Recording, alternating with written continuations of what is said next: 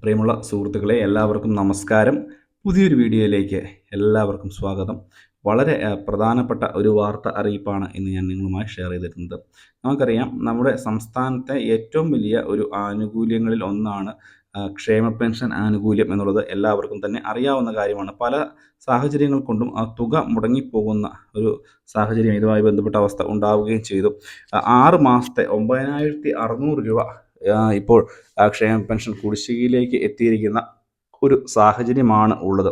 അതുകൊണ്ട് തന്നെ എന്താണ് ഇതുമായി ബന്ധപ്പെട്ടുള്ള കൂടുതൽ നടപടികളെന്ന് എപ്പോഴും ഓരോരുത്തരും ചോദിച്ചുകൊണ്ടിരിക്കുകയാണ്. പ്രത്യേകിച്ച് കുടിശ്ശിക തുക എപ്പോഴേക്ക് ലഭിക്കും, ഒരു മാസത്തെ തുകയെങ്കിലും ലഭിക്കുമോ എന്നുള്ളൊരു കാര്യങ്ങളൊക്കെയാണ് പലർക്കും അറിയേണ്ടത്.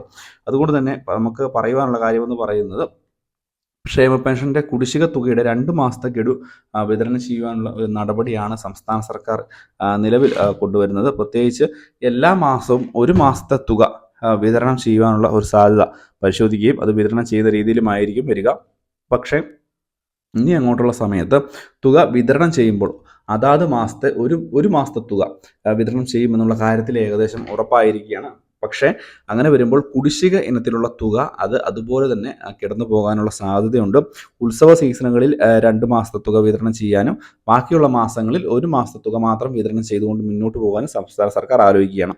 അങ്ങനെ വരുമ്പോൾ തന്നെ 6 മാസത്തെ തുക ഏകദേശം 9600ഓളം രൂപ ഇപ്പോൾ നമുക്ക് കുടിശ്ശികയായിട്ട് ലഭിക്കാനുണ്ട്. അത് മുടങ്ങിക്കിടക്കുന്ന ഒരു സാഹചര്യം ഉണ്ടാകും. എന്തെങ്കിലും ഓണത്തിനോ വിഷുവിനോ അല്ലെങ്കിൽ ക്രിസ്മസിനോ അങ്ങനെയുള്ള സമയത്ത് മാത്രം ഈ സാധാരണ തുകയുടെ കൂടെ തന്നെ ഒരു മാസത്തെ കുടിശ്ശിക കിടക്കുന്ന തുക കൂടി അധികമായിട്ട് വിതരണം ചെയ്യുന്ന രീതിയിലേക്കാണ് സംസ്ഥാന സർക്കാർ നടപടി ഇപ്പോൾ ആലോചിക്കുന്നത്.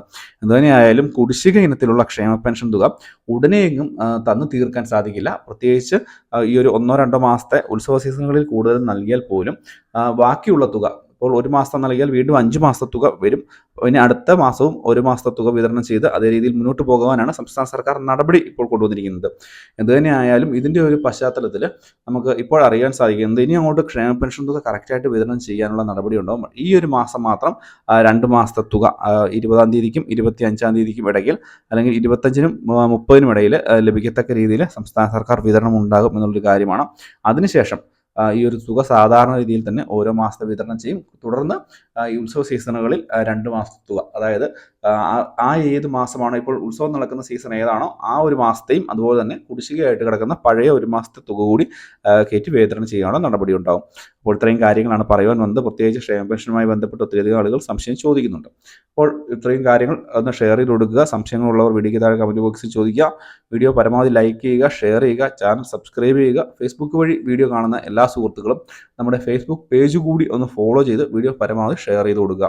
മറ്റൊരു ഇൻഫോർമേറ്റീവ് ആയിട്ടുള്ള വീഡിയോയുമായി നമുക്ക് വീണ്ടും കാണാം. അതുവരേക്കും ബൈ. സംശയങ്ങളുള്ളവർ ചോദിക്കാൻ മറക്കരുത്.